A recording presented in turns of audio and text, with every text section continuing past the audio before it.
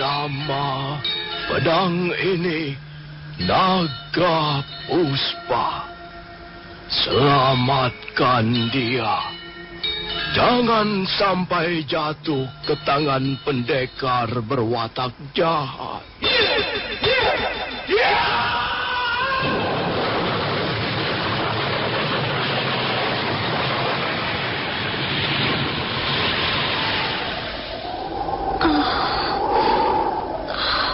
Kakang Kamandanu, kau masih juga tidak percaya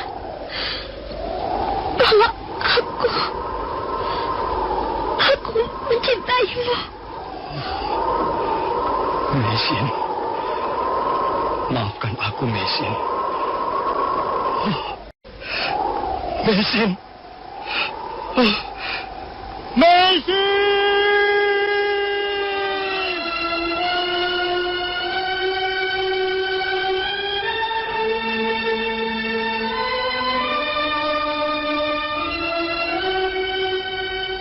Tutur Tinula.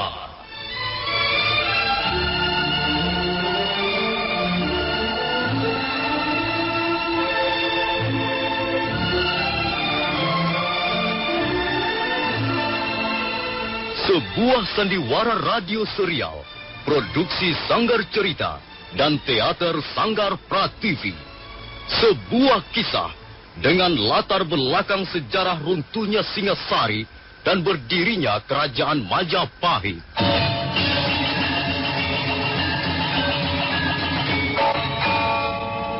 Sandiwara ini didukung oleh pemain-pemain radio yang sudah ternama. Ferry Fadli, Ivone Rose, dan Eli Ermawati.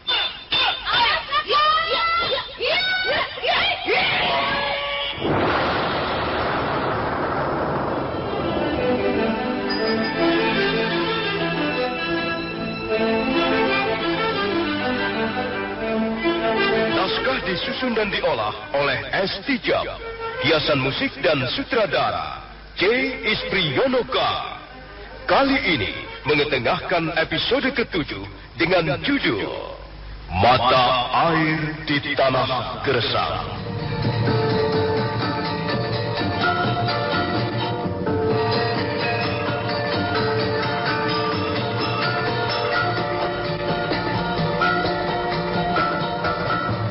Dalam seri ke-197 ini didukung oleh para pemain Nonon sebagai Ayu Pupu, Peter Pan sebagai Banyak Kabut, Wenda sebagai Kebo Anabrang. Kesatani bala tidur dalam keheningan. Cahaya pelita minyak jarak di bilik Ayu Pupu melambai-lambai tertiup angin malam yang masuk melewati celah-celah dinding. Ayu Pupu terbaring di atas balai bambu di sudut ruangan. Dia belum tidur. Sekali waktu dia menghela nafas panjang. Gusti Banyak Kabut. Alangkah gagahnya pria agung itu. Di samping gagah, beliau juga mempunyai pembawaan yang ramah dan menyenangkan.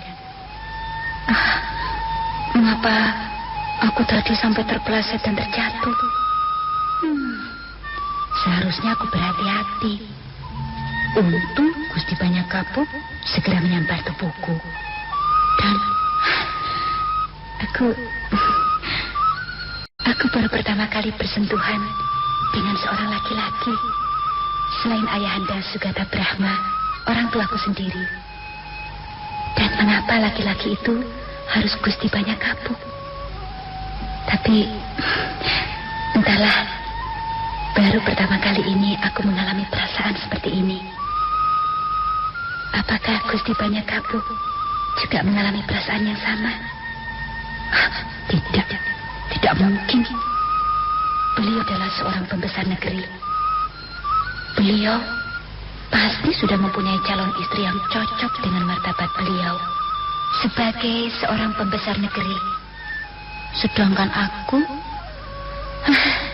hanyalah seorang gadis biasa. Aku harus tahu diri. Tapi mengapa hatiku menjadi gelisah dan berdebar-debar? Rasanya malam ini aku tidak akan bisa tidur dengan nyenyak seperti malam-malam sebelumnya. Sementara itu di tempat lain, banyak kapuk juga sedang gelisah di atas pembaringannya. Sebentar dia berbalik ke kiri, sebentar dia berbalik ke kanan. Wajahnya menengadah ke langit-langit ruangan, dan pandangannya menerawang jauh. Ayu Pupuh, putri Kisugata Brahma itu cantik sekali.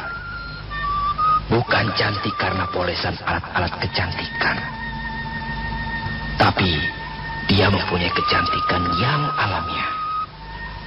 Pandangan matanya sangat sejuk, seperti permukaan air telaga di atas pegunungan. Kukira pandangan mata seperti itu akan bisa membuat hati setiap laki-laki menjadi aman dan tentram. Sementara musim kemarau yang panjang membuat pohon-pohon menjadi gersang. Aku makan banyak sekali, Kakang Banyak Kapuk. Maafkan hamba, Gusti. Maafkan. Ya, seperti inilah yang bisa kami haturkan kepada gusti-gusti sekalian. Barangkali hidangan kami terlalu sederhana. Tapi ikan bakar itu tadi, rasanya lezat sekali, Kisugata. Kakang Banyak Kapuk saya lihat juga makan dengan lahap. Itu hanya masakan orang-orang dusun, Gusti. Kisugata, masakan orang dusun ataupun masakan orang kota sama saja. Kalau hati kita sedang tenang dan perut sedang lapar, tentulah kita makan dengan lahap dan banyak. Iya Gusti. Hamba dengar gusti-gusti sekalian ingin pergi berburu. Apa benar begitu? Benar, Kisugata Brahma. Kami ingin sekali berburu kijang-kijang liar. Apakah di daerah sekitar sini masih banyak kijang-kijang liar yang berkeliaran? Di sebelah timur desa Tanibala ini masih merupakan hutan yang cukup lebat, Gusti. Iya. Hamba rasa di sana banyak sekali binatang-binatang liar yang bisa dijadikan buruan, Gusti. Aku ingin mengajak putrimu ikut berburu, Kisugata Brahma. Apakah Kisugata mengizinkannya? Gusti Banyak Kapuk ingin mengajak putri hamba, Ayu Pupuh maksudnya? Ya. Untuk berburu? Betul. Tapi kalau Kisugata keberatan, ya tidak apa-apa. Bagaimana ya? Begini saja, Gusti. Kalau hamba sama sekali tidak keberatan, hamba percaya pada Gusti Banyak Kapuk. Ya, tapi tergantung anaknya sendiri. Kalau Ayu Pupuh bersedia, ya, hamba pun tidak keberatan. Hamba pasti akan mengizinkan. Pupuh? Iya, Ayah. Ada apa, Ayah? Gusti Banyak Kapuk ingin mengajakmu berburu ke hutan di sebelah timur desa Tanibala ini. Apakah kau bersedia ikut beliau? Tapi Ayah, nanti saya akan merepotkan saja. Kau bisa berjalan sendiri, Pupuh. Mengapa harus merepotkan kau? Iya, kau tidak perlu takut. Kisugata Brahma juga tidak perlu merasa khawatir. Ya. Kami semua akan menjaga dan melindungi putrimu. Ya. Hamba percaya pada gusti-gusti sekalian. Tapi sudah hamba katakan, semuanya tergantung anaknya sendiri. Bagaimana, Pupuh? Kau bersedia ikut Gusti Banyak Kapuk berburu? Katakan saja, tidak usah malu-malu. Kalau kau bersedia, aku akan segera mempersiapkan perbekalanmu untuk di jalan nanti. Apakah lama berburunya, Gusti? Kukira tidak. Paling lama nanti sore, kita sudah akan kembali lagi ke desa. Iya. Kakang Banyak Kapuk pandai sekali melemparkan panah-panah lembing. Kukira sampai sore nanti Kakang Banyak Kapuk paling tidak akan membawa 4 ekor kijang yang gemuk-gemuk. Kalau begitu, baiklah, Gusti. Hamba bersedia ikut berburu bersama Gusti. Kisugata Brahma lalu mempersiapkan segala sesuatunya untuk keperluan berburu. Sementara itu Kebo Anabrang sibuk memilih prajurit-prajurit yang mahir melemparkan lembing ataupun membidikan anak panah. Di antara 300 orang prajurit, yang terpilih ikut berburu hanyalah 40 orang saja. Maka setelah dirasa persiapan cukup, mereka pun segera berangkat meninggalkan rumah kediaman Ki Sugata Brahma, dan mereka langsung menuju ke lereng sebelah timur Gunung Bromo.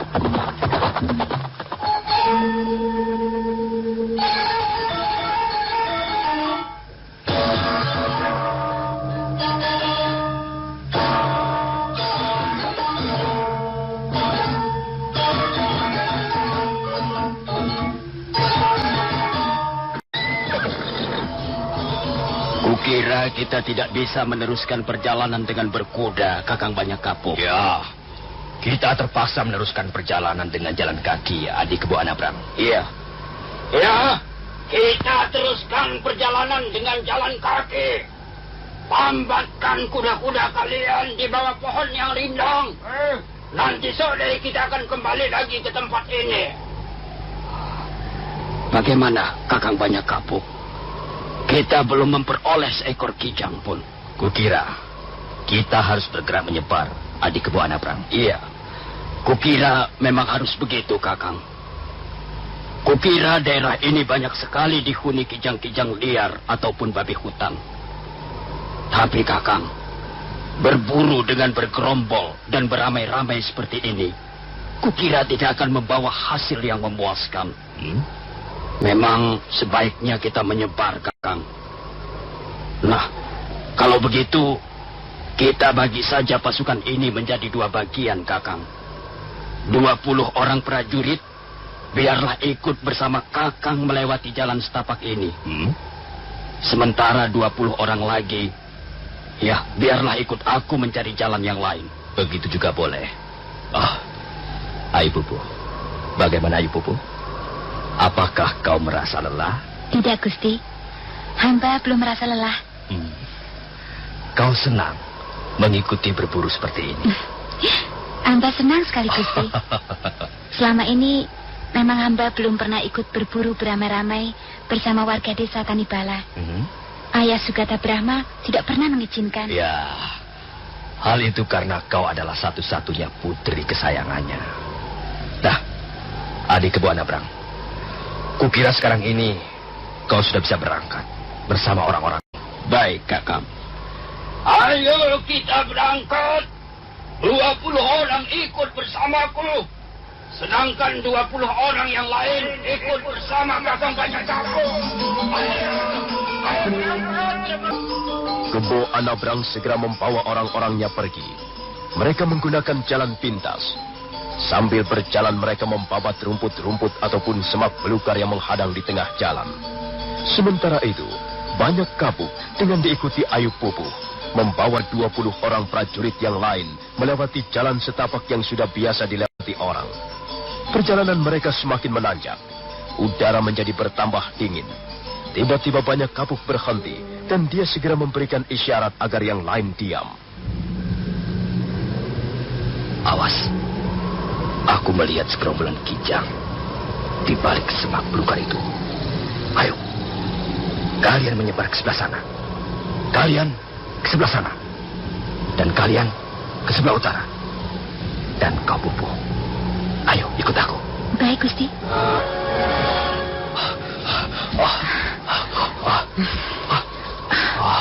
Kita telah kehilangan jejak. Kijang-kijang liar itu rupanya mendengar kehadiran kita. Dan mereka semuanya bubar. Mereka mempunyai naluri penciuman yang cukup tajam, Gusti. Ya. Mereka mampu mencium bau tubuh manusia dari jarak yang cukup jauh. Diamlah, Pupu. Aku melihat ada seekor kijang yang cukup gemuk. Hamba juga melihatnya, Gusti. Dia berbaring di atas rumput-rumput liar. Itu dia, Gusti. Ya, lihatlah, Pupu. Mata lembing ini akan segera melubangi perutnya. Kau diam saja di sini. Jangan, Gusti. Jangan. Jangan? Apa maksudmu? Hamba tidak sampai hati, Gusti. Hamba kasihan melihat induk kijang itu. Rupanya dia sedang hamil, Gusti. Apa salahnya dia hamil? Kita ini sedang berburu. Tujuan kita memburu binatang hutan dan membunuhnya. Sudahlah, Pupu. Kau tunggu saja di sini. Sebentar lagi, aku akan menggendong induk kijang itu kemari. Dan nanti malam, kita bisa membuat pesta yang cukup meriah di Tanibala dengan hidangan daging kijang bakar. Jangan, Gusti. Hamba mohon jangan. Hamba mendapat firasat yang buruk. Janganlah Gusti Banyakapuk membunuh binatang itu. Biarlah dia tetap hidup, Gusti. Kasihan dia. Dia sedang hamil. Pupu, aku tidak mengerti apa yang kau inginkan. Sekarang ini kita sedang berburu. Tentu saja kita harus membunuh binatang yang menjadi buruan kita. Entah itu kancil, babi hutan, atau kijang.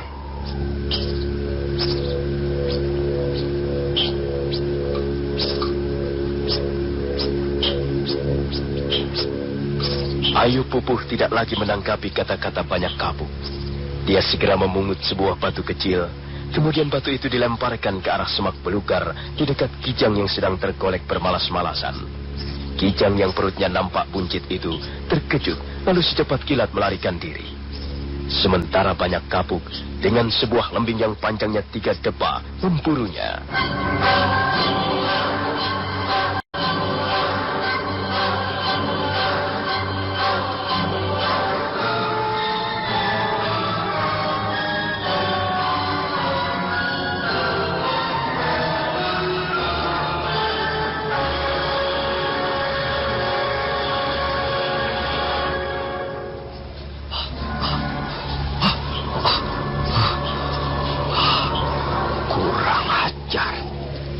Kijang itu berhasil meloloskan diri.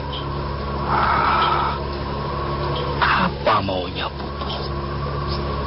Mengapa dia melarangku membunuh binatang buruan? Macam-macam saja. Kalau dia tidak sampai hati melihat binatang buruan binasa di tangan seorang pemburu, mengapa dia ikut berburu?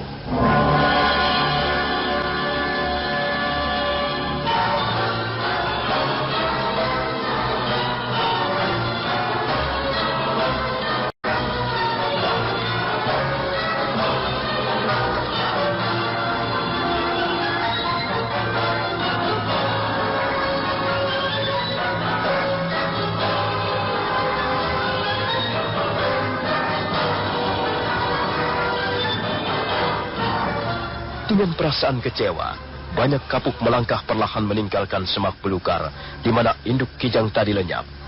Tak lama kemudian, dia sudah tiba kembali di bawah pohon rindang. Dia langsung menghampiri Ayu Pupuh yang duduk bersandar pada batang pohon. Ayu Pupuh.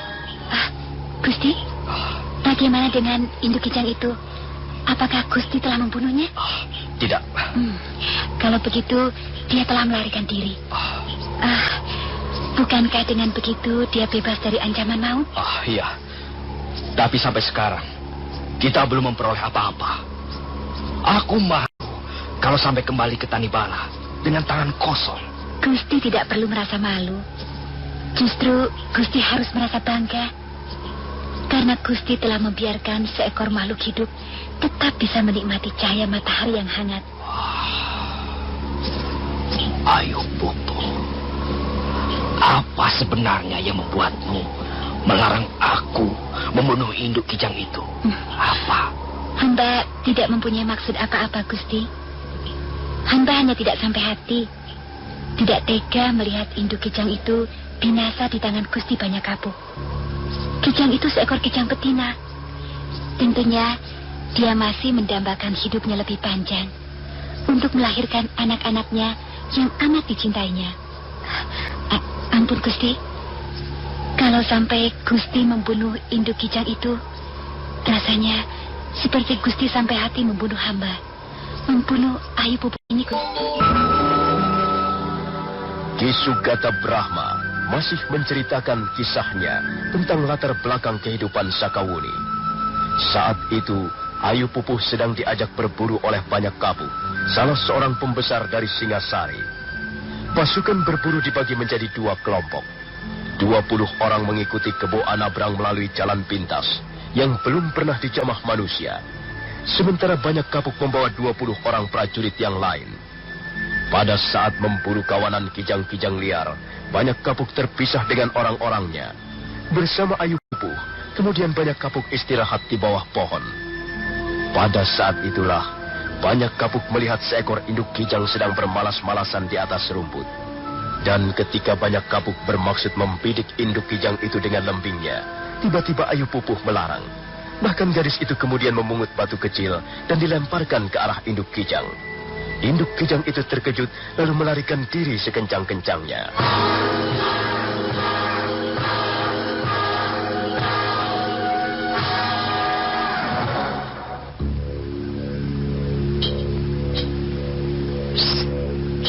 Ayu Pupuh, mengapa kau lakukan itu?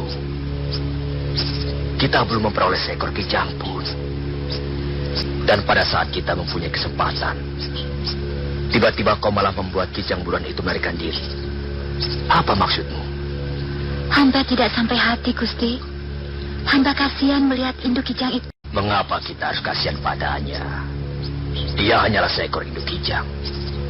Dan kita adalah para pemburu. Sudah sepantasnya kita memburu binatang-binatang buruan kita. Itu sudah jamak, Pupuh.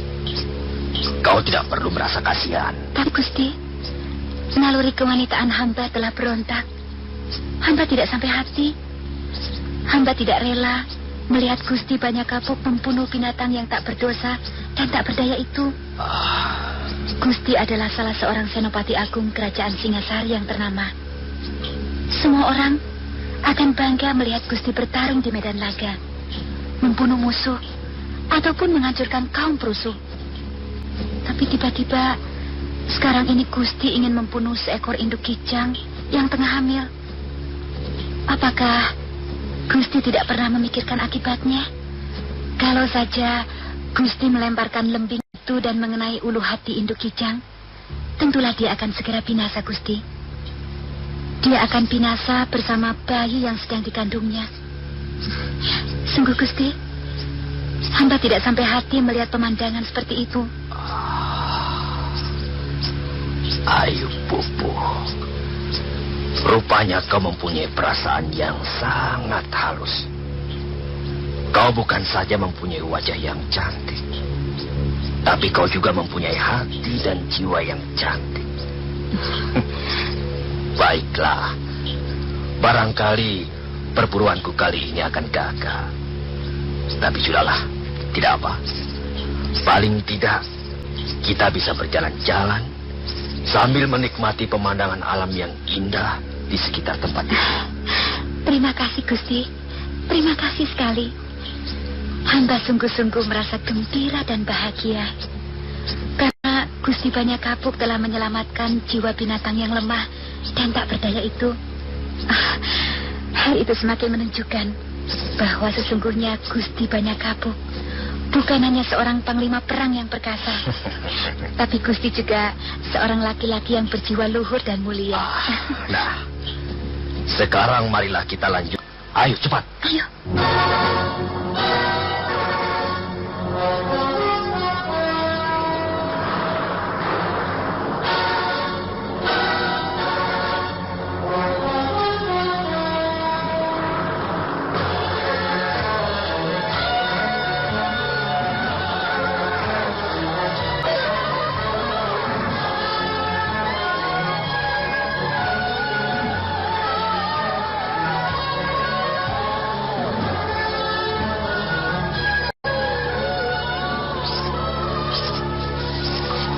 Prajurit, kemari kau. Iya, Gusti. Kau juga. Kalian semuanya kemari. Apa tidak ada salah satu di antara kalian melihat Kakang Banyak Kapuk dan orang-orangnya? Sepertinya kami tidak melihatnya, Gusti. Kita harus segera mencarinya. Lihat, hari sudah sore. Tapi kita tidak bisa berjalan terus ke atas lereng, Gusti. Kabut tebal sekali. Apakah kabut gunung seperti ini lama sekali hilangnya? Tidak tentu, Gusti. Kadangkala lama sekali, tapi kadangkala juga sebentar hilang, Gusti. Iya. Binatang-binatang buruan kita, apa sudah kalian benahi dengan sebaik-baiknya? Sudah, Gusti. Semuanya sudah kami ikat dengan rapi. Hamba tugaskan 5 orang prajurit untuk menggotong binatang-binatang buruan itu, Gusti. Bagus. Kalau begitu kita tunggu saja di sini. Kita tunggu sampai kabut ini hilang. Setelah itu kita akan mencari Kakang Banyak Kapuk.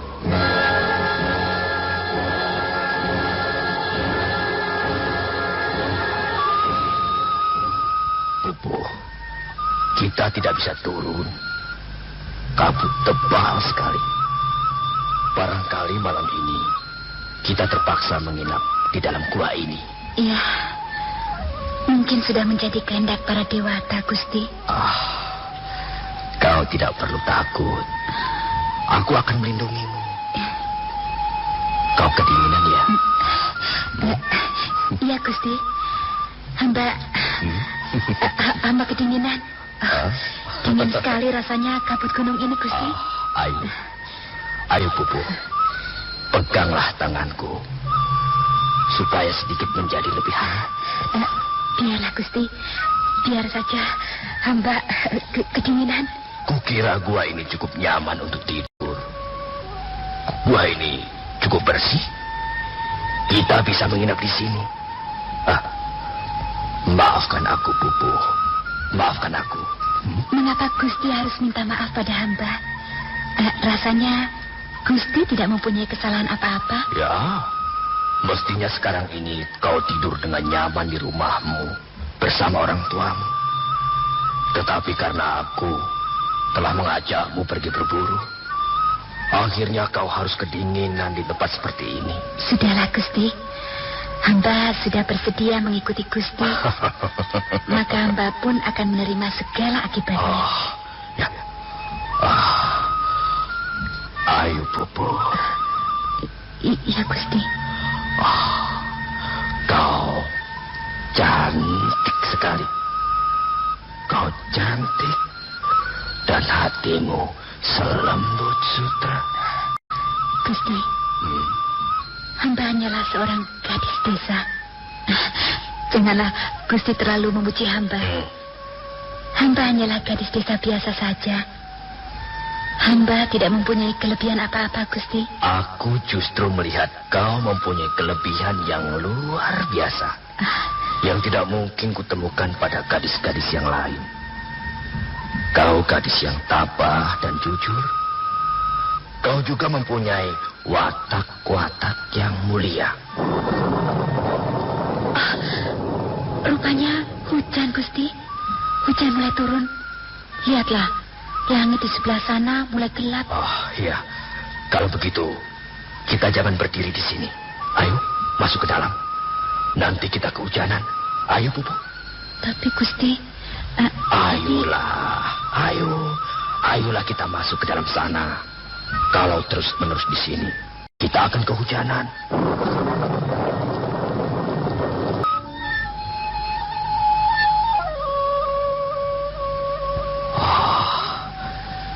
Rupanya hujan sudah berhenti.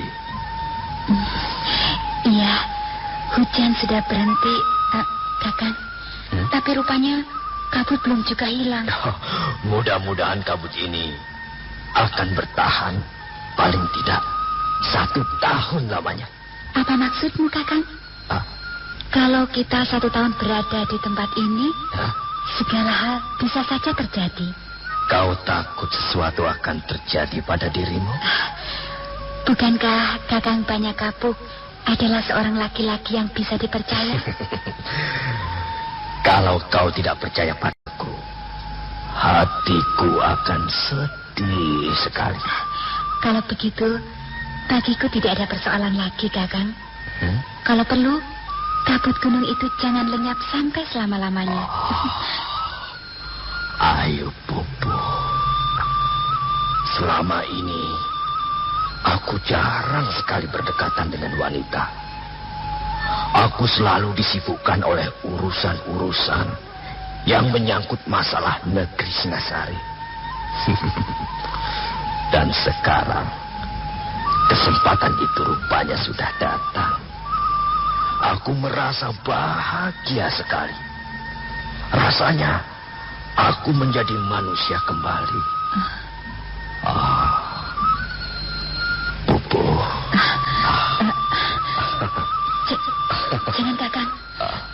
Jangan. Mengapa, Pupu? Bukankah kau sendiri mengatakan bahwa banyak kapuk adalah seorang laki-laki yang bisa dipercaya? Iya, Kakang. Tapi... Pupu. Ayo, Pupu.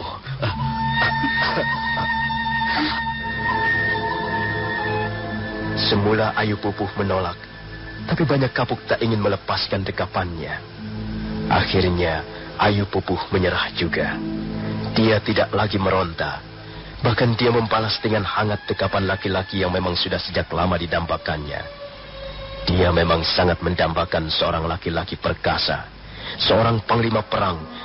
Hei, prajurit, sini. Iya, Gusti.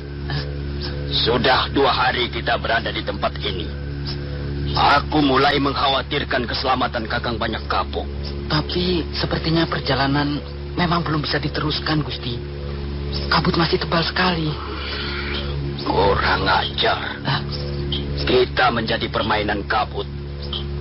Aku lebih senang menghadapi 100 orang prajurit musuh sekaligus daripada menghadapi kabut seperti ini. Ampun, Gusti. Bala tentara manusia bisa dengan mudah dilawan ataupun dilumpuhkan. Tapi kekuatan alam semesta sangat sukar untuk ditaklukkan, Gusti. Tapi aku tidak biasa menunggu seperti ini. Aku tidak sabar lagi. Lalu, apa yang Gusti lakukan? Baiklah. Aku akan berusaha menyabarkan diri. Tapi kalau sampai besok pagi kabut ini masih belum juga hilang, aku akan naik untuk mencari Kakang Banyak Kapuk. Kabut gunung masih tebal bergulung-gulung. Kebo Anabrang nampak kesal sekali. Tapi memang dia tidak mampu berbuat apa-apa kecuali menunggu. Beberapa orang prajurit Singasari nampak duduk di sekitar api unggun. Malam itu mereka harus tetap menunggu dan kedinginan di lereng Gunung Bromo. Kebo Anabrang nampak tak bisa tidur. Sebentar duduk, sebentar berdiri. Mendadak telinganya menangkap desir langkah manusia. Kurang ajar, babi buntung. Kalau kau berani mengganggu prajurit-prajuritku, kau pasti akan binasa di tangan Kebo Anabrang. Ampun, Gusti. Ampun, Gusti.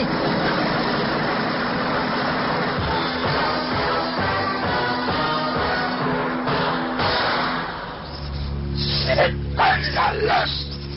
Apa kerjamu di sini, prajurit goblok? Ampun, Gusti.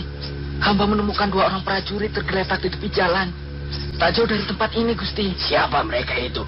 Mereka ternyata prajurit yang menyertai Gusti Banyak Kapuk. Agaknya mereka tersesat dan kedinginan hingga jatuh pingsan, Gusti. Apakah sekarang mereka sudah sadar kembali? Sudah, Gusti. Mereka sudah hamba suruh istirahat di dalam tenda, Gusti. Ya. Apa mereka tahu di mana Kakang Banyak Kapuk berada? Menurut salah seorang di antara mereka, ada yang melihat Gusti Banyak Kapuk dan Ayu Pupuh menaiki celah tebing di sebelah timur lereng ini, Gusti. Iya.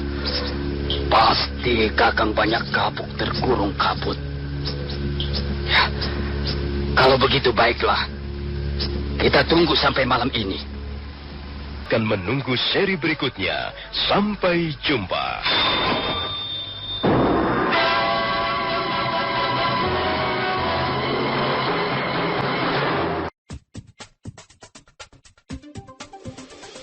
Para pendengar, sesaat lagi Anda akan mendengarkan serial Sandiwara Radio Tutur Tinular.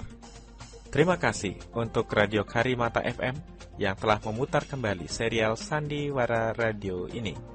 Kunjungi terus www.cartoonet.com. Dapatkan update seri-seri terbarunya yang pastinya makin seru. Selamat mendengarkan.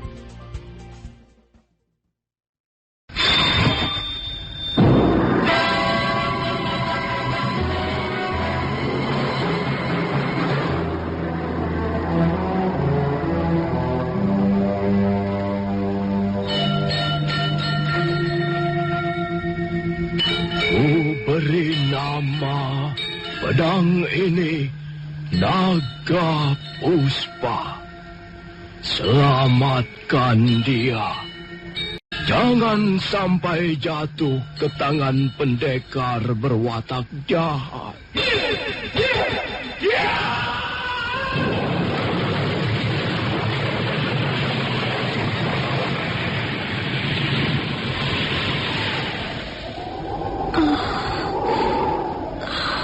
Kakang Kamandanu, kau masih juga tidak percaya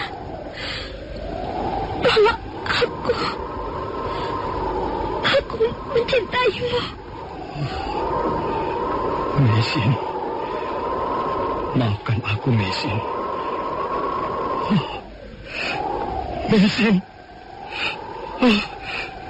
Mesin.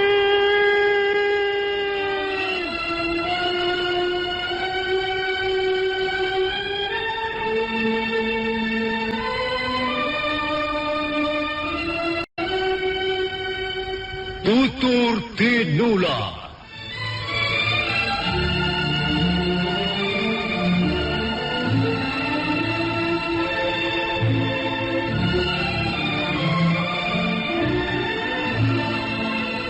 Sebuah sandiwara radio serial, produksi Sanggar Cerita dan teater Sanggar Prativi.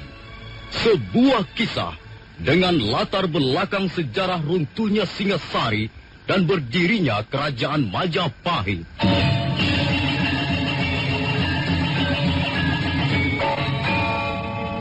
Sandiwara ini didukung oleh pemain-pemain radio yang sudah ternama. Ferry Fadli, Ivone Rose, dan Eli Ermawati.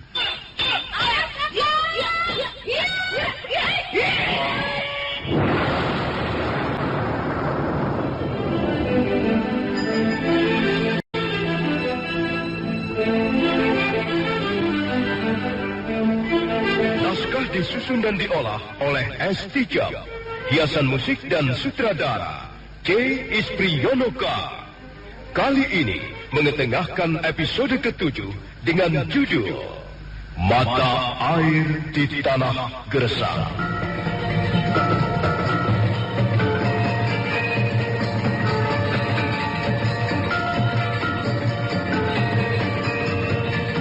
Dalam seri ke-199 ini didukung oleh para pemain Wenda sebagai Kebo Anabang, Peter Pan sebagai Banyak Kabut, Nonon sebagai Ayu Pupu, Harry sebagai prajurit, Kang Iwan sebagai Ki Sugata Brahma, Ferry Fadli sebagai Arya Kamandanu, dan Asdi Suhastra pembawa cerita.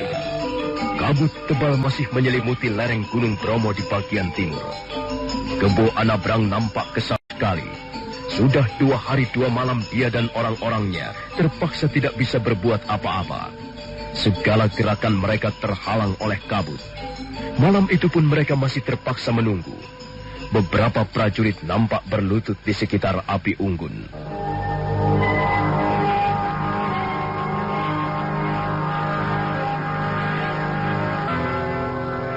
Aku sudah tidak sabar lagi. Aku tidak biasa menunggu seperti ini. Tapi kabut masih tebal sekali, Gusti. Aku lebih senang berhadapan dengan 100 orang prajurit musuh daripada menghadapi keganasan alam seperti ini. Lebih baik kita bersabar, Gusti.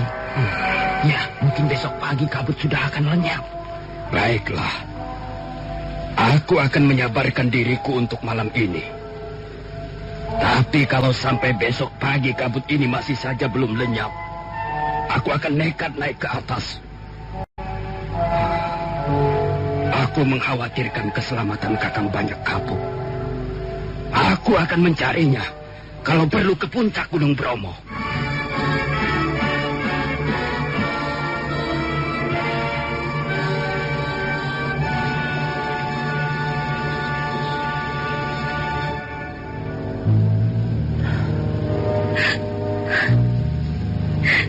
Sudahlah, Pupu. Kau tidak perlu menangis. Kau tidak perlu menyesali apa yang sudah terjadi. Aku tidak menyesal, Kakang Banyak Kabut. Lalu mengapa kau masih juga menangis? Ada 2 macam hal yang bisa membuat seorang wanita terpaksa menangis, Kakang. Pertama, jika ada gelombang penderitaan menghempas datang. Dan kedua, jika ada gelombang kebahagiaan merangkum hidupnya. Jadi sekarang ini, kau menangis karena apa? Aku menangis karena bahagia, Kakang. Hmm. Aku bahagia sekali. Walaupun dalam hati kecilku ada semacam perasaan yang mengganggu kebahagiaan itu. Aku sedikit merasa khawatir, Kakang. Ayo, Pupu.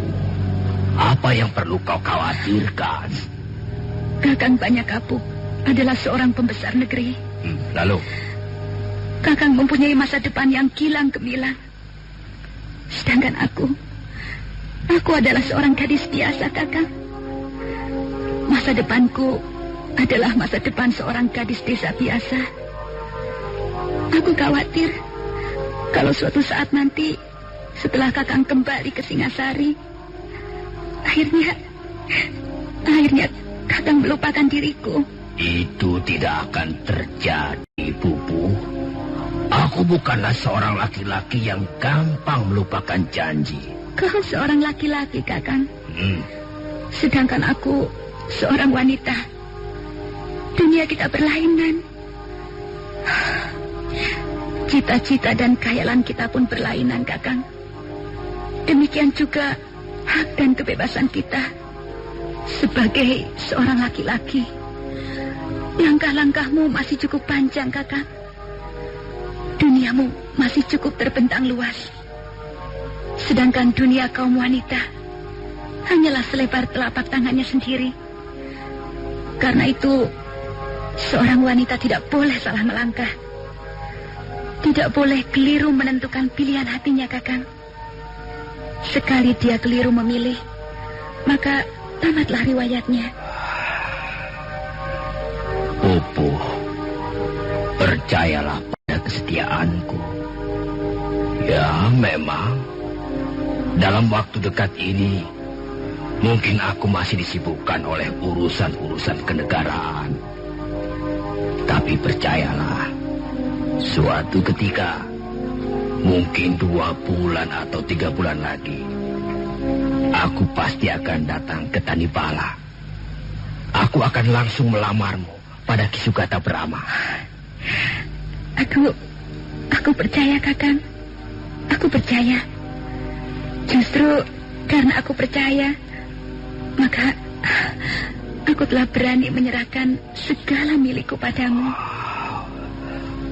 Pupu, kau harus sabar menunggu. Aku akan sabar menunggu, Kakang. Sampai kapanpun, aku akan sabar dan setia menunggu kehadiranmu.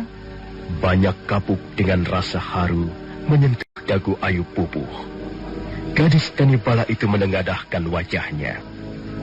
Mereka berpandangan sesaat lamanya. Mereka berpandangan dalam 1000 arti yang tidak mungkin diterjemahkan lagi dengan kata-kata.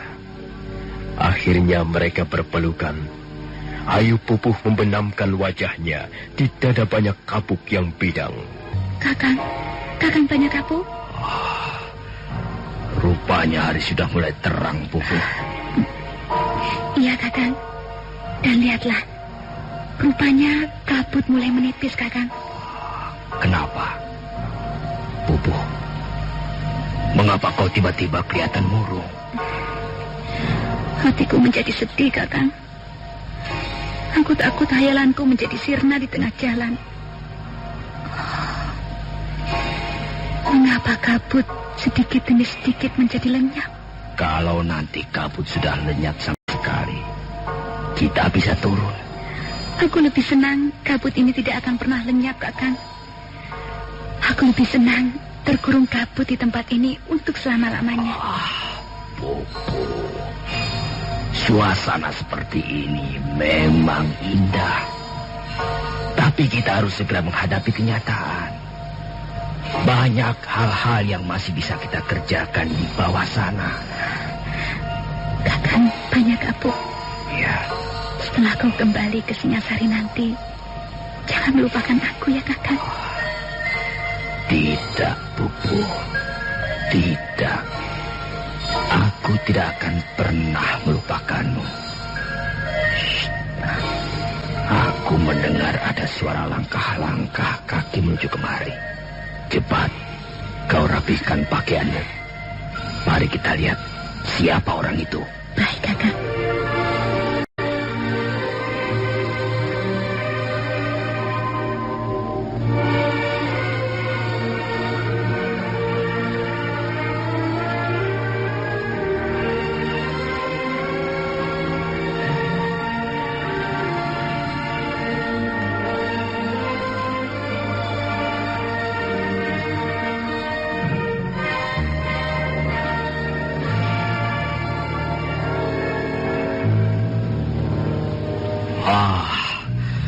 Rupanya adik Kebo Anabrang yang datang. Kami sudah kesana kemari mencarimu, Kakang. Aku sangat mencemaskan keselamatanmu, Kakang Banyak Kapuk. Ya, kabut tebal tiba-tiba saja turun. Dan kami terkurung di tempat ini. Semula kami takut kau diterkam binatang buas, Kakang Banyak Kapuk. Oh, adik Kebo Anabrang. Aku seorang panglima perang kerajaan Singasari. Dan lagi, aku datang ke tempat ini untuk berburu. Mengapa harus takut? Itulah, Kakang. Rupanya bukan binatang buas yang telah menerkammu, tapi seorang bidadari cantik dari desa Tanibala. Jangan begitu, adik Kebo Anabrang. Lihatlah, Ayu Pupu sampai merah wajahnya. Oh, maafkan, adik Kebo Anabrang Pupu. Dia memang suka sekali bergurau. Dan kadangkala kalau bergurau, dia agak keterlaluan. Rasanya hidup ini menjadi hambar tanpa bergurau ataupun bercanda, Kakang. Oh, iya. Bukankah kau setuju, Ayu Pupu? Oh, kau tersinggung ya, Ayu Pupu? Tidak, Gusti. Hamba juga senang bercanda ataupun bergurau. Kadangkala bergurau bisa menjadikan hiburan dalam kehidupan sehari-hari, Gusti. Adik Kebo Anabrang, di mana prajurit-prajurit yang lain? Mereka menunggu di bawah, Kakang. Kalau begitu, marilah kita turun sekarang. Ayolah, Pupu. Ayolah kita tinggalkan tempat ini. Baik, Kakang. Kabut gunung sudah tak ada lagi. Lihatlah, langit menjadi bersih. Burung-burung mulai berterbangan dari pohon ke pohon. Ayolah, Pupu. Mungkin Ayu Pupu merasa belum cukup berbulan madu, Kakang Banyak Kapuk.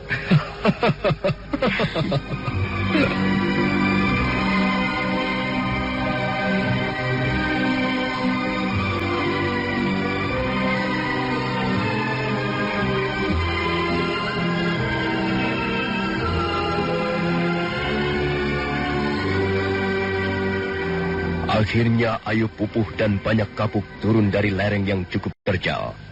Mereka berjalan perlahan-lahan dan semakin jauh meninggalkan gua tempat mereka berlindung selama terkurung kabut pegunungan. Di sepanjang perjalanan, Banyak Kapuk terus-menerus bercanda sesuka hatinya. Kadangkala Ayu Pupuh menjadi malu sekali. Tapi hal itu sama sekali tidak mengganggu, bahkan justru semakin menambah semaraknya perjalanan.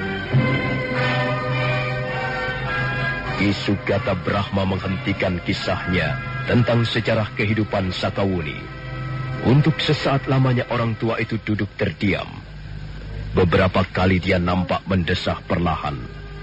Arya Kamandanu memberanikan dirinya untuk bertanya.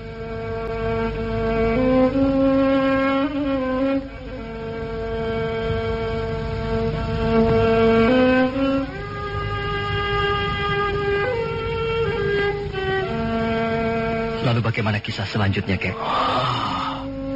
Kisah selanjutnya barangkali sudah lebih mudah untuk diterkam, Ger. Banyak Kapuk, pembesar istana Singasari itu pun meninggalkan desa Tanibala. Apakah akhirnya dia kembali untuk menepati janjinya? Itulah, Ger. Kami telah dibuat kecewa. Berbulan-bulan lamanya Ayu Pupuh menunggu dengan sabar dan tabah. Tapi Banyak Kapuk tak kunjung datang juga. Entahlah Apa yang sebenarnya terjadi? Mungkin dia lupa, atau mungkin dia terlalu sibuk dengan tugas dan pekerjaannya. Tapi yang jelas, Ayu Pupu telah menjadi korban. Dia nampak sangat menderita. Dan penderitaan itu semakin menjadi-jadi ketika dia menyadari peristiwa di dalam gua di lereng Gunung Bromo itu ternyata ada buntutnya.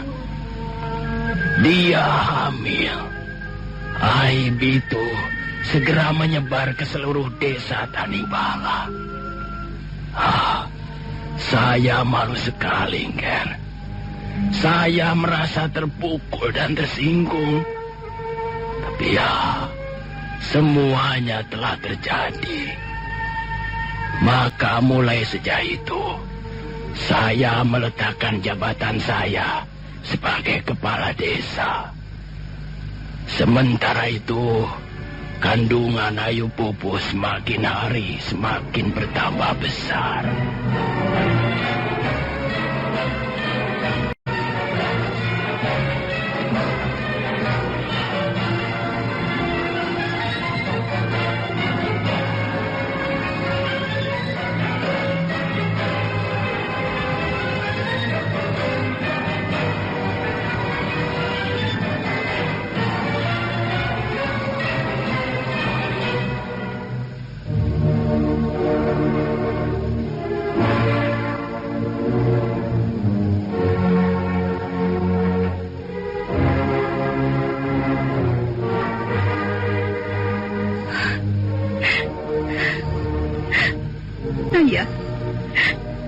Maafkan Pupu, Ayah. Sudahlah, anakku. Sudah. Tak ada yang perlu disesali. Semua ini sudah menjadi kehendak para dewa yang menentukan garis-garis nasib manusia. Tapi Ayah terpaksa ikut menanggung malu, Ayah. Ya, aku ini ayahmu. Tentu saja yang telah kau lakukan, baik itu akan membuahkan senang ataupun kesusahan, sudah sepantasnya orang tua ikut menanggung.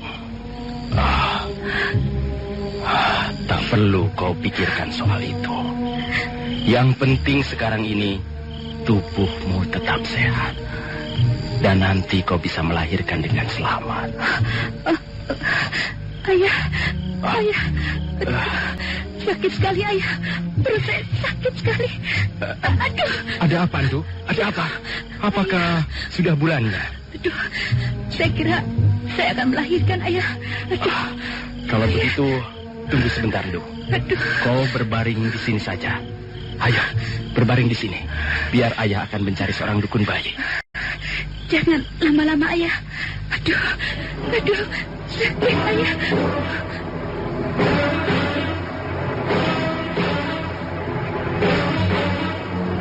Ki Sugata Brahma lalu melompat ke halaman.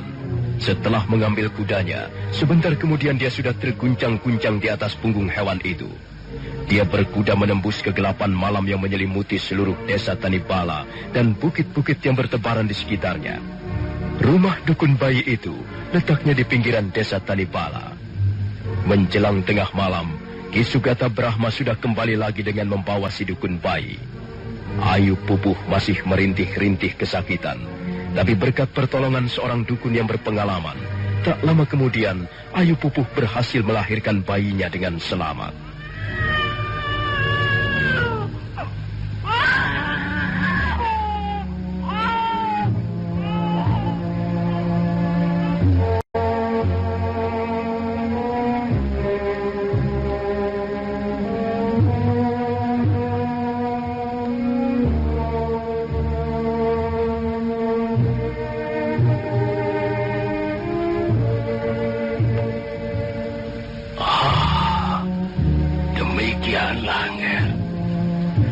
Akhirnya lahirlah seorang bayi mungil perempuan. Dia kemudian saya namakan Sakawuni. Apakah sampai Sakawuni lahir, Banyak kapuk masih juga belum datang ke Tanibala, Kek. Saya sebenarnya sudah mulai melupakan soal itu, Ger. Saya sudah pasrah. Tapi rupanya Ayu Pupu masih terus menaruh dendam pada banyak kapuk. Mungkin luka hatinya terlalu parah. Itulah sebabnya suatu ketika dia meninggalkan desa Tanibala dengan diam-diam. Waktu itu Sakawuni baru berumur 2 tahun. Ayah Sugata Brahma, maafkan saya, Ayah. Saya terpaksa menempuh jalan ini. Saya terpaksa pergi. Tolong rawat baik-baik Sakawuni. Saya pergi untuk melupakan kepedihan hati. Ayah tidak perlu mencari saya. Saya bisa menjaga diri saya dengan baik. Salam dari anakmu yang telah membuat malu, Ayu Pupu.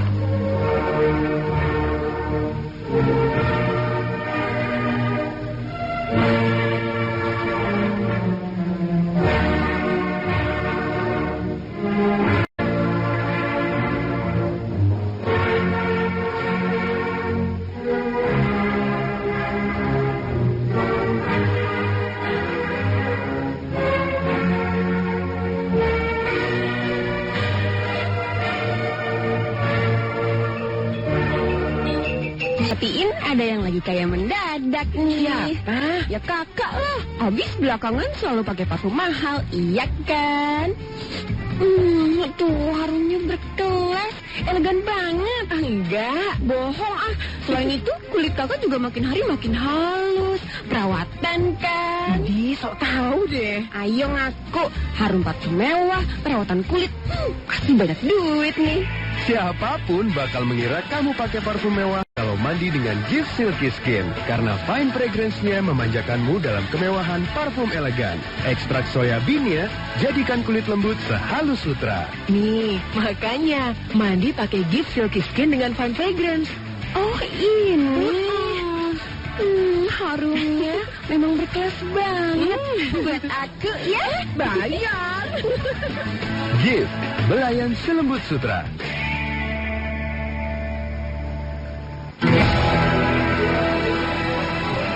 Untuk melepas dan menyambut tamu-tamu Allah sekaligus mengikuti prosesi haji selama di Tanah Suci, Karimata FM akan kembali menghadirkan informasi haji Karimata FM 2011.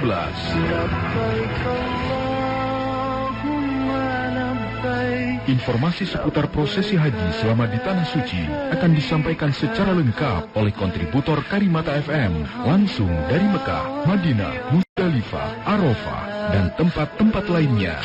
Sekarang posisi saya ada di Mekah yang mewakili rekan-rekan dari TV1 dan sekaligus juga teman-teman yang ada di Pamekasan ini.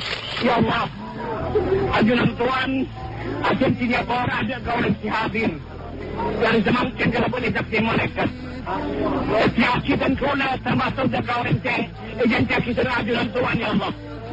Karena ajunan Tuhan paling banyak yang semakin kali itu al-Qur'aki menyelamatkan dari neraka. Dan kalau masuk akidah kawan saya ketika itu bisa. Masuk akidah kawan saya ketika itu bisa. Masuk akidah kawan saya ketika itu bisa. Simak informasi haji Karimata FM 2011 setiap hari jam 11 siang dan jam 3 sore mulai tanggal 3 Oktober 2011 hanya di 1033 Karimata, Kebanggaan Madura. Informasi haji Karimata FM 2011 dipersembahkan oleh Rumah Sakit PHC Surabaya, Jalan Prapat Kurung Selatan 1-2 Tanjung Perak, Surabaya. Telepon 031 329 4801-3. Professional, care, accountable. Napak Tilas. Napak Tilas. Napak Tilas 22 tahun Karimata. Menghadirkan profil karyawan, mantan karyawan, dan orang-orang yang berjasa terhadap Karimata selama 22 tahun.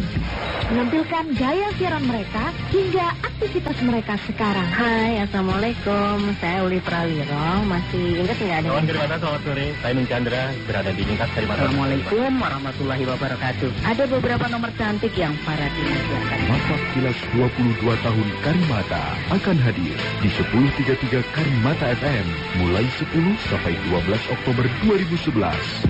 Napak Tilas. Napak Tilas. Napak Tilas 22 tahun Karimata. Persembahan Karimata FM untuk Anda.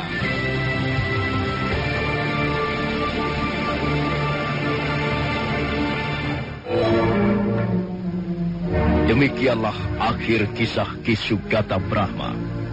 Demikianlah kisah Sakawuni, seorang gadis liar yang selama ini telah dikenal Arya Kamandanu dengan cukup baik.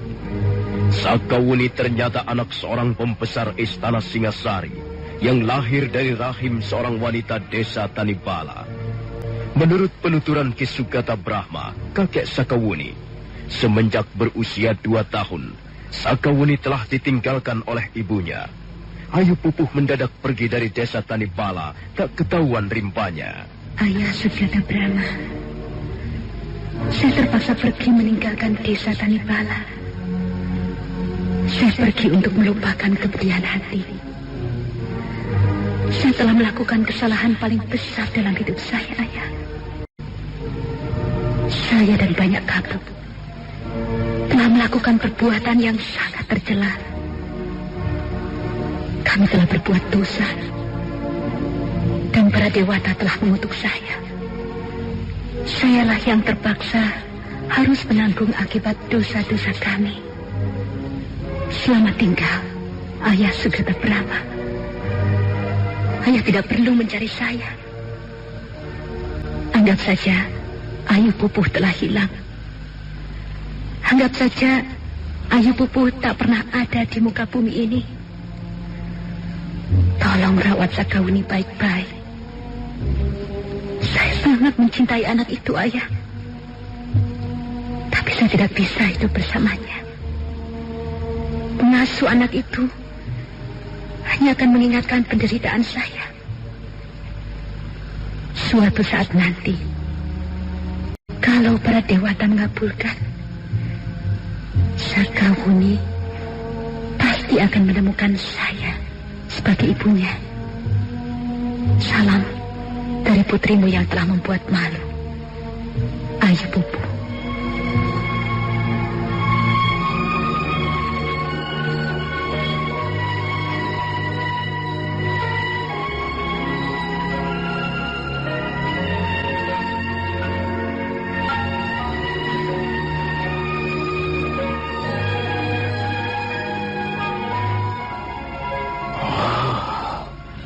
Demikianlah, Nger.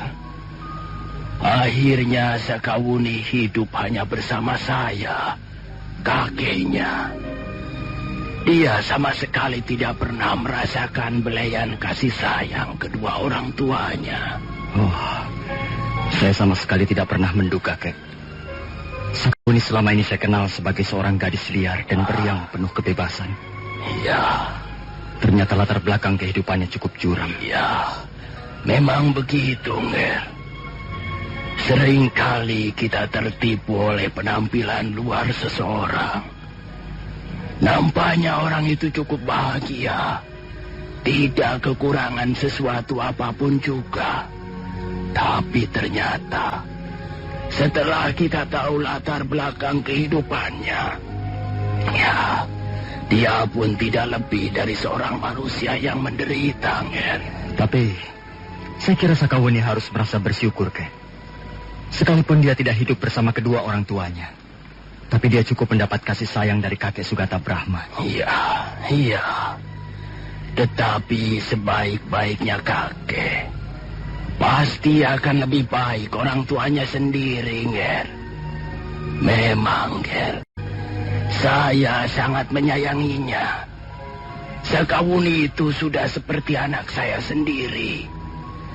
Sejak kecil dia hidup bersama saya. Apa yang saya miliki, sepenuhnya saya berikan padanya. Tapi ya, bagaimanapun juga, Saya hanya seorang kakek. Dan agaknya dia tetap mendambakan kasih sayang orang tua kandungnya. Hal itulah yang sampai sekarang belum pernah diterimanya, Ger.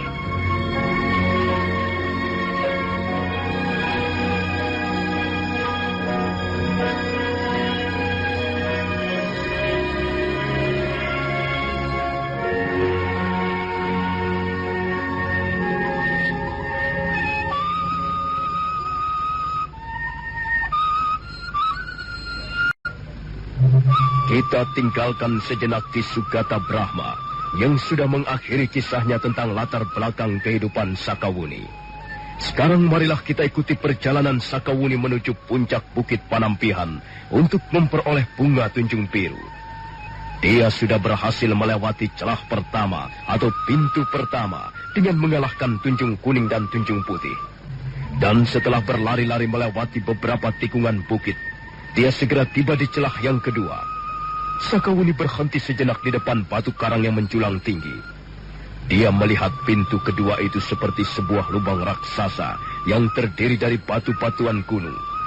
Di kanan kiri pintu terdapat hamparan tanah yang luas yang banyak ditumbuhi tanaman bunga berwarna hitam dan merah.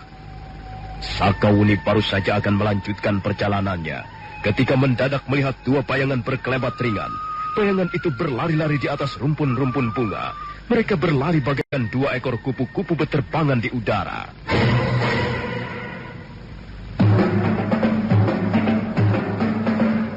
Hei, siapa kau? Berani sekali kau datang ke tempat ini. Aku datang dengan maksud baik. Kalau datang dengan maksud baik, tentulah teman-temanku, Tunjung Kuning dan Tunjung Putih, tidak akan melepaskanmu begitu saja. Mereka tentu akan mengantarkanmu sebagaimana layaknya seorang tuan rumah menerima tamunya. Aku sendiri tidak mengerti. Dua orang temanmu itu telah bersikap tidak bersahabat denganku. Mereka mencoba menghalang-halangi jalanku. Tunjung Abang, jelas orang ini bermaksud tidak baik. Kita harus berhati-hati. Siapa kau ini sebenarnya? Dan apa maksudmu datang kemari? Namaku Sakawuni. Aku datang kemari untuk menemui Dewi Tunjung Biru. Junjungan kami sedang tidak menerima tamu. Beliau sedang bersemedi. Dan kami ditugaskan agar jangan sampai ada orang datang mengganggu. Ataukah teman-teman kami Tunjung Kuning dan Tunjung Putih tidak menjelaskannya padamu? Iya, mereka sudah menjelaskannya. Kalau begitu, kau pasti memaksa untuk memasuki daerah ini. Aku hanya ingin menemui Dewi Tunjung Biru. Apa salahnya? Sakawuni, kalau kau datang dengan maksud baik, kami pun akan menerima secara baik. Sudah kami katakan bahwa junjungan kami sedang tidak menerima tamu. Kalau kau ingin menemui beliau, datanglah 7 hari lagi. Ya, aku datang untuk minta bantuan. Aku mempunyai seorang sahabat yang sedang terluka parah. Aku tidak mungkin menunda keinginanku untuk bertemu dengan Dewi Tunjung Biru sekarang juga. Tunjung Ireng? Ya, Tunjung Abang. Agaknya kita terpaksa mengusir orang ini dengan kekerasan. Sakawuni, apakah kau masih tetap nekat ingin naik ke puncak Bukit Panampihan? Aku tidak ingin perjalananku yang jauh ini akhirnya akan sia-sia. Bagaimanapun juga, aku akan terus naik ke puncak Bukit Panampihan. Kalian tidak bisa menghalang-halangi aku lagi. Kalau begitu, kau harus lebih dulu mengalahkan kami. Ayo Tunjung Abang. Ya.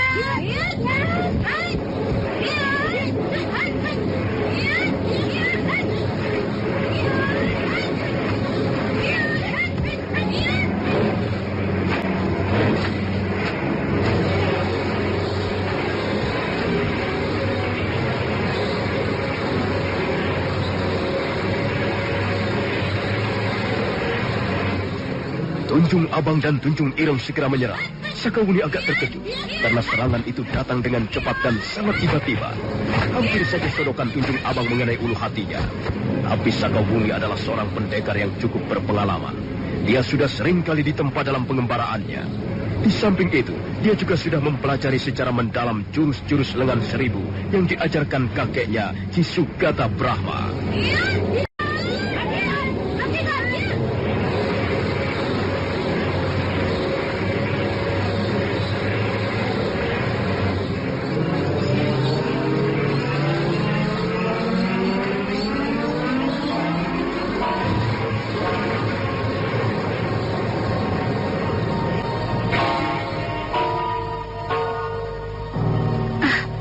Dewi. Ampun, Sang Dewi. Gadis celaka ini bermaksud nekat naik ke puncak Bukit Panampihan. Kami sudah berusaha melarang, tapi dia tidak mau mengerti. Siapa namamu? Apakah sekarang ini saya sedang berhadapan dengan Dewi Tunjung Biru? Hei, jangan lancang mulutmu. Diam, Tunjung Abang. Benar. Sekarang ini kau berhadapan dengan Dewi Tunjung Biru. Aku bertanya, siapa namamu? Dari mana asalmu? Dan mau apa kau datang ke Bukit Panampihan ini? Namaku Sakawuni. Aku berasal dari desa Tanibala. Aku datang kemari untuk mencari bunga Tunjung Biru. Untuk apa kau mencari bunga Tunjung Biru? Aku mempunyai seorang teman baik yang sekarang ini terluka parah. Ya, kuharap kau mau menolongku, Dewi Tunjung Biru. Nampaknya kau seorang gadis yang jujur. Ayo, ikut.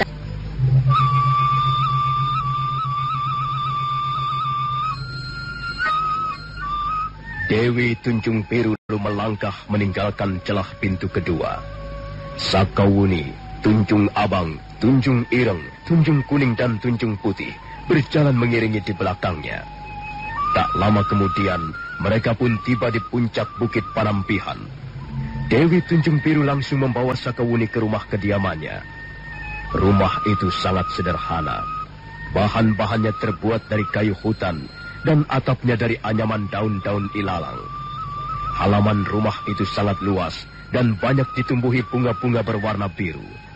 Batas halaman di sebelah barat, timur ataupun utara adalah dinding-dinding karang yang menjulang tinggi yang akan menahan hembusan angin sepanjang musim. Dewi Tunjung Biru segera duduk di atas tikar pandan. Dengan pakaian yang serba berwarna biru, dia lebih mirip sekuntum bunga daripada sesosok tubuh manusia. Demikian pula Tunjung Ireng yang berpakaian serba hitam, Tunjung Abang yang berpakaian serba merah, Tunjung Kuning yang berpakaian serba kuning, ataupun Tunjung Putih yang berpakaian serba putih. Untuk sesaat lamanya, Dewi Tunjung Biru menatap Sakawuni yang duduk bersila dengan hikmat di depannya. Pandangan wanita yang berusia sekitar 35 tahun itu sangat lembut. Lembut tapi berwibawa. Sakawuni, aku ingin tahu siapa orang yang akan kau tolong itu. Apakah dia seorang laki-laki? Iya, dia seorang laki-laki. Apakah dia itu pacarmu? Bukan. Dia adalah seorang teman baikku. Apakah kau mencintainya? Hei, mengapa kau tanyakan soal itu? Kukira soal cinta adalah soal pribadi. Sekalipun sekarang ini aku sangat mengharapkan pertolonganmu, tapi kau tidak mempunyai hak untuk menanyakan soal pribadiku. Aku tahu Sakawuni. Kau pasti mencintainya. Kau pasti mencintai laki-laki itu. Karena itu kau mau bersusah payah datang kemari. Mengapa tidak kau biarkan saja laki-laki itu mampus? Dewi Tunjung Biru, aku heran sekali. Semula aku kira kau adalah seorang wanita yang lembut. Tapi ternyata kata-katamu sangat kasar dan kejam.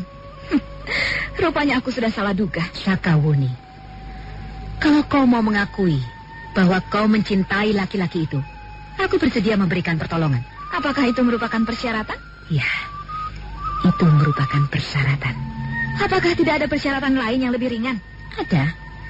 Ada persyaratan yang lain. Tapi kukira bukan lebih ringan. Sebaliknya Sakawuni, justru lebih berat. Mungkin persyaratan itu lebih masuk akal untuk kupenuhi daripada aku harus mengobrol rahasia pribadiku pada orang lain. Baiklah. Kalau begitu silahkan pergi ke halaman. Tunggulah aku di sana. Apa maksudmu, Dewi Tunjung Biru? Tadi sudah kukatakan bahwa kemungkinan besar persyaratan ini jauh lebih berat bagimu, Sakawuni. Kau menginginkan bunga Tunjung Biru, kan? Bunga itu sudah sangat langka. Tak seorang pun di dunia ini yang memilikinya, kecuali aku. Nah, dengar Sakawuni. Kalau kau ingin memperoleh bunga itu, kau harus lebih dulu bisa mengalahkan aku. Jadi akhirnya bunga itu harus kuperoleh dengan cara seperti ini. Baiklah Dewi Tunjung Biru. Aku terima tantanganmu. Bagus Sakawuni. Sekarang tunggulah aku di halaman. Sakawuni segera keluar dari serambi, kemudian menunggu di halaman.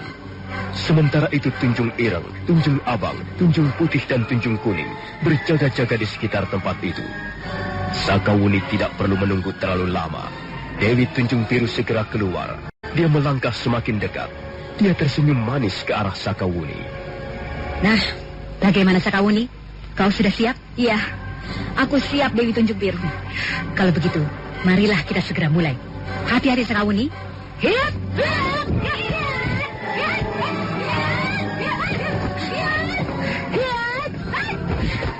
Bagus Sakawuni.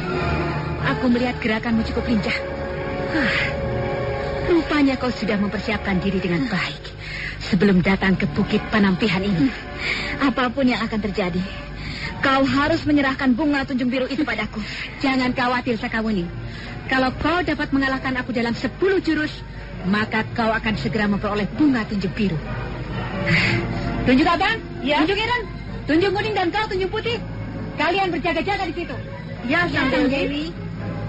Nah, Sakawuni, kini terimalah seranganku berikutnya.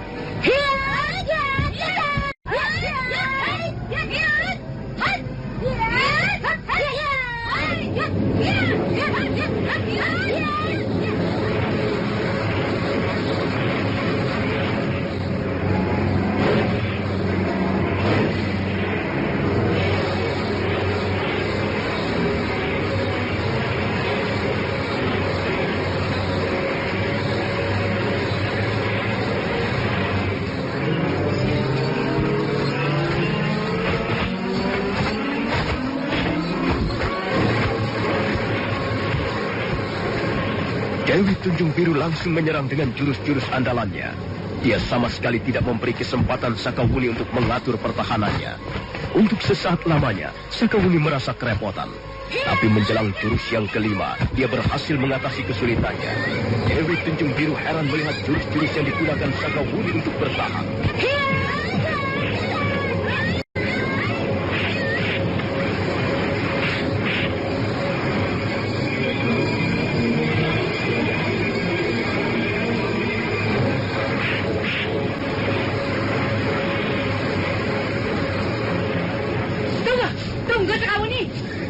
Kita tinggal menyelesaikan 2 jurus lagi Dewi Tunjung Biru. Tunggu dulu kataku Sakawuni. Kau menggunakan jurus-jurus apa itu? Apa pedulimu? Sudahlah Dewi Tunjung Biru. Ayolah kita mulai lagi. Sekarang ganti aku yang akan menyerang. Tidak. Tidak Sakawuni. Aku tidak berminat lagi melanjutkan pertarungan ini.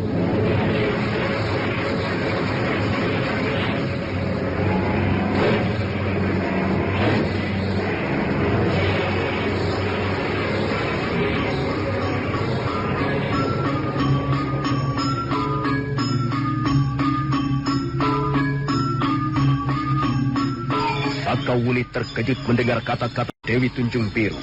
Dia tidak tahu apa yang dimaksudkan oleh penguasa Bukit Panampihan itu. Untuk sesaat lamanya, dia tidak bisa berbuat sesuatu apapun. Dia hanya memandang wajah Dewi Tunjung Biru dengan penuh tanda tanya. Dan Dewi Tunjung Biru nampaknya tidak ingin lagi melanjutkan pertarungan. Dia hanya memandang Sakawuni dengan pandangan mata sendu.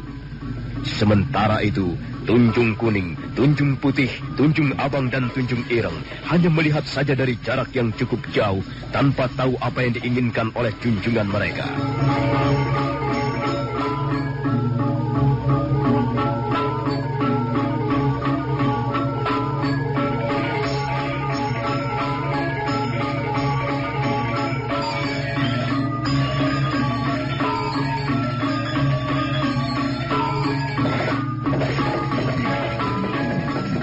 Nah, saudara pendengar, bagaimanakah kisah selanjutnya? Apakah akhirnya Sakawuni akan berhasil memperoleh bunga Tunjung Biru? Saudara pendengar, silahkan menunggu seri berikutnya. Sampai jumpa.